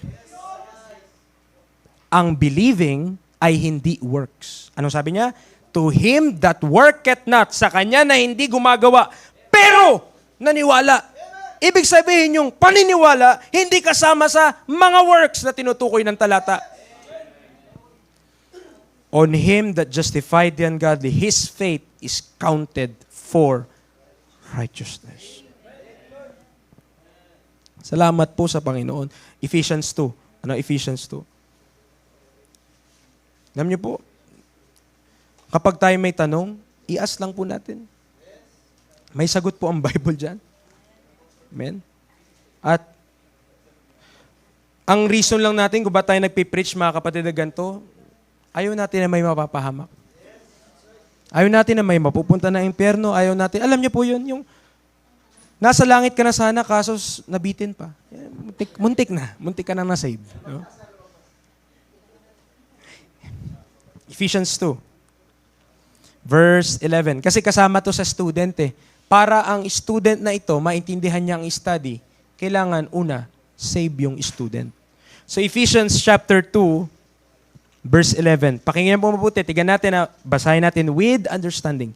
Wherefore remember that ye being in time past Gentiles in the flesh, were called uncircumcision by that which is called the circumcision in the flesh, made by hands. Ano daw tayo dati? Uncircumcision. Ano yung mga Hudyo? Circumcision. Verse 12, that at that time, na nang panahon na iyan, ye were without Christ, being aliens from the commonwealth of Israel, and strangers from the covenants of promise, having no hope, and without God in the world. Kaya po mga kapatid, pakinggan niyo po itong statement na to. I believe this with all my heart. Ang mga Gentiles na nandito before the cross, hindi sila pwedeng mag-look forward. Bakit? Without hope and without God in the world. Hindi sila pwedeng mag-look forward sa cross. Bakit? Hindi naman sila pinangakuan eh. Kanino ba pinangako yung seed? Kay Abraham. Kay Abraham. Walang pinangakong seed sa Gentiles. Pero, in the future, sa millennial kingdom, through the rise of Israel, madadamay ang nations. Kailangan magra-rise muna sila. Kailangan magiging kingdom muna sila para madamay ang mga nations. Pero sa atin iba, nag-fall sila. Through their fall, salvation is come to the Gentiles. Magkaiba po yun. Iba yung rise sa fall. Pag sinabi mong parehas yan, huwag ka sasakay na aeroplano.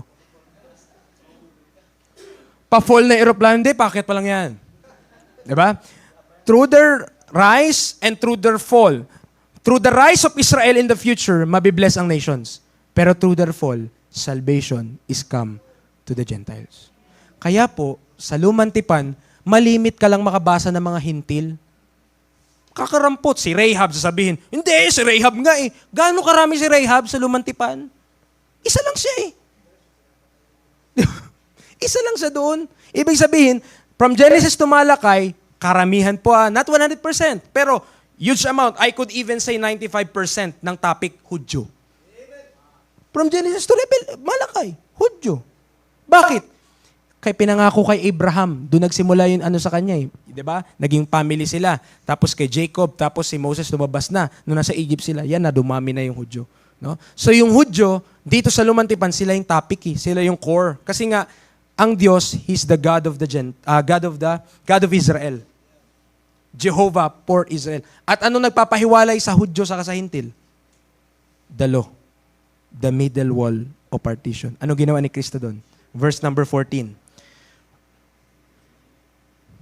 For He is our peace, who hath made both one, and hath broken down the middle wall of partition between us, having abolished in His flesh the enmity, even the law of commandments contained in ordinances, for to make in Himself of twain one new man, so making peace, and that He might reconcile both unto God. Mare-reconcile yung Jews and Gentiles, yung both na ito, sa isang katawan, by the cross, having slain the enmity thereby, and came and preached peace to you which were afar off, and to them that were nigh, for through Him we both have access by one Spirit unto the Father. Dahil po sa ginawa ni Kristo sa krus, nag-create siya ng one new man, wherein siya ang head, and we are the body. At sa katawan ni Kristo, there is neither Jew nor Greek. Kaya kahit sino, pag naniwala sa gospel ni Kristo Jesus, maligtas siya. Kasi mapunta siya sa katawan ni Kristo. Si Abraham po, wala siya sa katawan ni Kristo, kapatid. Si Moses po, wala siya sa katawan ni Kristo. Nasaan ang judgment nila? Sa GWT. Great White Throne. Tayo saan? Judgment seat of Christ. Magkaiba yun. Preacher, parang sobrang dami naman niyang iba-iba na yan. Dapat same, di ba? The same yesterday, today, and forever ang Panginoon. Tama? Our Lord is the same yesterday. Jesus Christ, the same yesterday, today, and forever. Again, mga kapatid, He is the same. Hindi siya nagbabago sa kanyang character. Holy siya, loving siya, di ba? Just God siya. Hindi siya nagbabago. Lumantipan, all the way to Revelation, He does not change. But His dealings might change. Bakit po? Kagaya kay Noah, pinagawa siya ng ark. Hindi na po yun yung utos kay Moses, iba na. Nakuha natin? Nag-iiba siya. Kasi nga, parang sa bata lang po yan, hindi naman pwede na yung utos mo sa 1-year-old, yun yung utos mo sa 18 years old. Do merong ganun. No? No? Yung utos mo sa 1-year-old, ganun pa rin. Lumaki na lahat. Pero, parehas pa rin. Di na nakikinig, di ba? Oh. Pero nakita natin, iba na eh. Dati, yung bata, pag nakagawa ng mali, di ba, papaluin mo. Abay, pati yung, pag 20 years old na, parang hirap na paluin. Bumabalik na yung palo eh. Bumabanda. No? Pero ang point, same father. Same father. Nag-iba ba yung tatay? Hindi. Di ba? Pero, alangan namang paluin niya pa rin yung 22 years old, yung 25 years old, compared sa 1-year-old. Kapag kinukote natin yung same yesterday, today, and forever, mga kapatid, intindihin natin, ang Diyos di nagbabago. Siya ang Diyos ni Adan, siya ang Diyos ni Abraham, siya ang Diyos ni Pablo. Tama? But His dealings might change depending on the situation. Diba? Ang anak mo nagkaroon ng award. Halimbawa sa school, di ba tinitreat po ng ibang magulang yun? No, ibang magulang. Hindi, pare-pares lang yan. Aral ka't hindi. Makatatapos ka. Di ba? Pero yung iba, dahil nakikita nila merong, merong accomplishment, kaya nila nire-rewardan. Kaya natin. Ang point na gusto ko pong ipaintindi po sa atin, hindi po nababiolate ng verse na Jesus Christ, the same yesterday, today, and forever, na merong division sa Bible. It doesn't invalidate, mga kapatid. Kasi it is the same God. It is the same Lord. Pero merong heaven and earth. Huwag natin sasabihin, parehas lang yan at merong naniniwala na tayo daw nasa new heaven, new earth na. Oh no. Ito na yon, kamalas, di ba? No? Hindi po, mga kapatid. There is a difference. At kapag merong kaibahan, we just acknowledge it. But at the end of the day, tayo po ay sumasamba sa Panginoong Diyos. Again, ito lang po ang challenge. Kung wala sa Bible, just prove it. Prove mo lang. Ano? Pag-aralan natin, wag agad tayong mag-cast ng judgment natin. Pag-aralan kasi natin. Intindihin natin. Kapag may tanong tayo, i-clarify natin. Ano? Amen? No? Hindi yung magre-react agad tayo, hindi yung lalaban agad tayo. Kasi yun lang naintindihan natin before. Kapag ganun po tayo mga kapatid, di tayo magkakasundo dyan. Kasi ang binabasa ko lang naman, wala naman akong binasang ngayon, books. Ang binasa ko lang Bible. Lahat ng verse na binasa po natin ngayong umaga, Bible. Wala naman akong binasang hindi. O kung ang unawa mo sa talata nating binasa ay hindi yun ang ibig sabihin, then let's talk. Amen? Show your verses. Pakita natin, tigan natin, dindihin natin. Amen? Ganun po yun. Kasi ang gusto natin, mahalin natin ang Panginoon, paglingkuran natin siya ng tama. Sino ba dito ayaw ng ganun? Sino ba dito gusto makipag-away maghapon? No? Wala. Kaya natin ito tinuturo kasi mahalaga po ito. Pag pinaghalo-halo po natin, ang kaligtasan natin, halo-halo din, may works. Yun pong effect na kung saan nawa po makita po natin mga kapatid. Yun lang yung, kumbaga, babagabag sa akin. No? Na ang kaligtasan may halong gawa. Na ang liwaliwanag sa sulat ni Apostle Paul, I just need to believe on the Lord Jesus Christ at maliligtas ako. If you believe the same, amen, glory to God. Pero kung understanding mo, kailangan mo ipakita by your works, kailangan mong reconsider. Tiga mo mabuti. Baka may works ang iyong kaligtasan. 2 Corinthians chapter 13. 2 Corinthians chapter 13. Verse 5.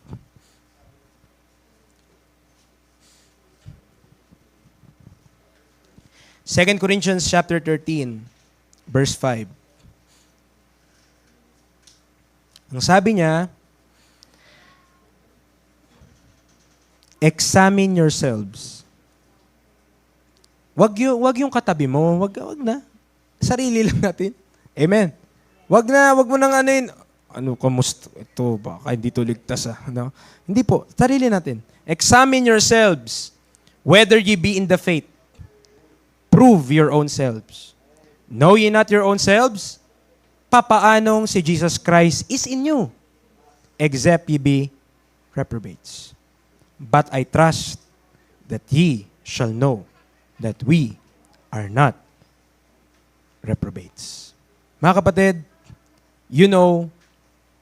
ang ating tinuturo na ang taong sasampalataya kay Kristo Jesus, na siya'y namatay para sa ating mga kasalanan, inilibing sa ikatlong araw na buhay na magmuli, ay magkakamit ng buhay na walang hanggan.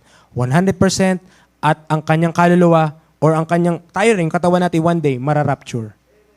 Whether by death, resurrect tayo, or buhay pa tayo, caught up to meet the Lord in the air. We have a sure hope. Meron tayong tiyak na ang ating kapupuntahan, langit po. Amen? Lahat na sumampalataya sa ginawa ni Kristo Jesus, ligtas kung siya'y nagtiwala kay Kristo Jesus bilang kanyang tagapagligtas at sa ginawa ni Kristo. The person and the work of Christ. Pag nagtiwala ka doon, you're 100% saved. Amen. Ngayon, how about yung buhay mo? Hindi pa nagbabago, hindi mo pa nag-give up lahat. Ang tawag na doon, Christian walk. At ang Christian walk by faith. Bakit? For we walk by faith. May works na yon, not by sight. Pero pagdating sa ating kaligtasan, works lahat ni Kristo. Paano mo makukuha yung righteousness of God? Believing. Amen. By believing. No? Last verse ulit, babalikan ko po, Romans 3:22, just for emphasis sake, mga kapatid. Romans chapter 3, verse 22.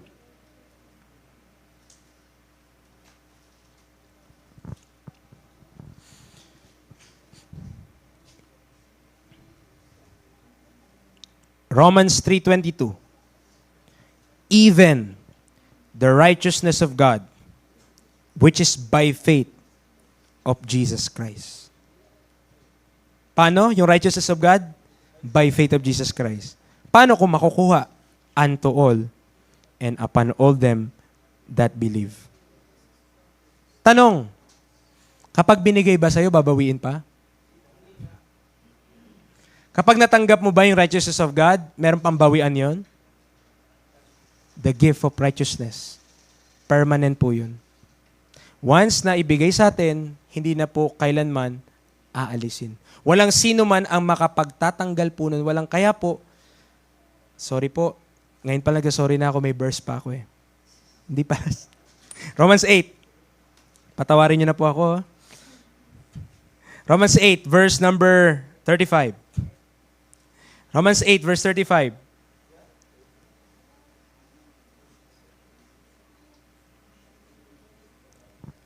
Who shall separate us from the love of Christ? Shall tribulation? Or distress? Or persecution? Or famine? Or nakedness? Or peril? Or sword? As it is written, for thy sake we are killed all the day long. We are accounted as sheep for the slaughter. Nay! In all these things, we are more than conquerors through him that loved us. For I am persuaded that neither death, nor life, nor angels, nor principalities, nor powers, nor things present, nor things to come, nor height, nor depth, nor any other creature shall be able to separate us from the love of God, which is in Christ Jesus our Lord. Walang makapagpapahiwalay sa akin sa pag-ibig ni Kristo. Sabi ni Pablo, kahit kamatayan, kahit buhay, kahit mga anghel, kahit mga principality, kahit mga kapangyarihan, walang makapagpapahiwalay sa akin. At tayo po mga kapatid, same promise and same confidence ang pwede mong mata mo. Amen. If you'll just believe the word of God. Like Paul, I am persuaded. Neither death. Pag namatay ako, absent with this body, present with the Lord. Amen? Neither life. Yung buhay na ito, hindi makapagpapahiwalay sa pag-ibig ni Kristo. Bakit? Kasi ako'y na kay Kristo at si Kristo ay nasa sa akin. Neither, ano pang sabi niya? Angels. Walang anghel. Kahit nga paslangin pa ako ng anghel. Hindi ako mawawala kay Kristo. I am in Christ. Forever and ever. Ano pa? Principalities, powers, walang kahit anong, kahit ikulong ka pa. Kaya si Pablo eh. Diba? Nasa kulungan siya, nasa prison siya, pero hindi siya napahiwalay sa pag-ibig ni Kristo. Walang kayang gawin ang kahit anong elemento sa lahat, langit man o lupa, para ihiwalay pa tayo sa pag-ibig ni Kristo. Nothing could separate us from the love of Christ. Amen? Kung meron kang kaligtasan, that's what you have. Yan ang meron tayo. Kaligtasan na walang makakakuha sa akin. Amen. Kahit ang iba sabihin pa, hindi ka save kasi, hindi ka nagpapatuloy or ganto ganyan. Diba, nakikita ko sa buhay mo, ganto ganyan. Diba? I'm saved. Bakit? I'm in Christ. Nothing could separate us from the love of Christ. Do you have that confidence? Meron ka bang ganyang kumpiyansa na ikaw hindi ka na maalis sa pag-ibig ni Kristo? Pero ito po nabasa po ba natin maigi? Sabi niya, di ba, verse 35, tribulation, distress, persecution, famine, nakedness, peril, sword. Ibig sabihin, dumating man yan sa buhay natin, hindi nangangahulugan, di tayo mahal ng Diyos. Dumating man yan sa buhay natin, ibig sabihin niya lamang, walang makapagpapahiwalay sa atin sa pag-ibig ng Diyos. May aaway sa atin dahil sa pinaniwalaan natin. Ibig sabihin ba, hindi na tayo mahal ng Diyos? No. Nothing could and no one could separate us from the love of Christ. Once saved, ilang beses na save? Once. Hindi multiple times. Diba? Once saved, always. Alam mo bakit nagda-doubt? Baka hindi pa nangyari yung once. Kasi pag once, you're always. Okay? Once ligtas, you're always ligtas, mga kapatid. Sa Bisaya, luwas ka? Diba? Luwas? Diba? Ligtas? Ligtas ka na magpakailan man. Tayo po ay manalangin. Ama naming Diyos, salamat po sa munting panahon na ito na aming pag-aaral. Marahil, Panginoon, may mga bagay po na mahirap pong malulunok or nag-i-struggle po kami, Panginoon, na maintindihan. Pero Lord, kayo, Panginoon, na magbigay ng kaunawaan. Lord, kayo magbigay ng wisdom. And if merong mali po doon sa mga nasabi ko po, Panginoon, correct me, O God. But I know your grace, yung biyaya mo, Panginoon, na akin natanggap ko dahil wala akong gawa na inambag doon. It is solely in trusting in you, binigay mo sa akin yung iyong righteousness. At napasa akin yon, napasa akin ng Holy Spirit the moment I believe the gospel of Christ. Lord, I have confidence. Nothing could separate me from your love. Alam ko po, alam namin, there are tribulations in this life. Mayroong mga problema, may mga bagay, Panginoon, kailangan kami kahaharapin. Pero hindi nangangulugan na nawawala ang kaligtasan. Hindi nangangulugan na hindi mo kami mahal. Ito lamang po talaga ang realidad ng buhay. Ang katotohanan ng buhay. Na meron pong mga suliranin, problema na kami kaharapin. Pero Panginoon, isa ang tiyak. Nawa, Panginoon, ma-recognize ito ng lahat. ng kaligtasan na ibinigay niyo po, ang regalo pong ito, hindi na po binabawi. Once na matanggap namin, we forever have that gift of eternal life. Salamat, Panginoon, sa pag-aaral po namin. Marahil, yung ibang mga part, naging technical, O God. Pero nawa, Panginoon, i-consider namin that all these things are written in the Scriptures para sa aming pagkaalam, para kami matuto, para maintindihan pa namin, para mas lumago ang aming pagmamahal sa iyo. Makita namin, ma-recognize namin yung pag-ibig mo, Panginoon, sa amin, na sobra talaga na kami, Panginoon, ay dapat lamang maglingkod sa iyo dahil binigay niyo na pong lahat sa amin. Ano pa po ang hindi namin dapat ibigay sa inyo? Maraming salamat po, Panginoon, sa iyo pong lahat ng kapanampalasalamat. Salamat po sa mga tao po nandirito, sa pakikinig. Ikaw po ang maitaas, maluwalhati. Sa pangalan ng tanging Panginoong Hesus. Amen and amen.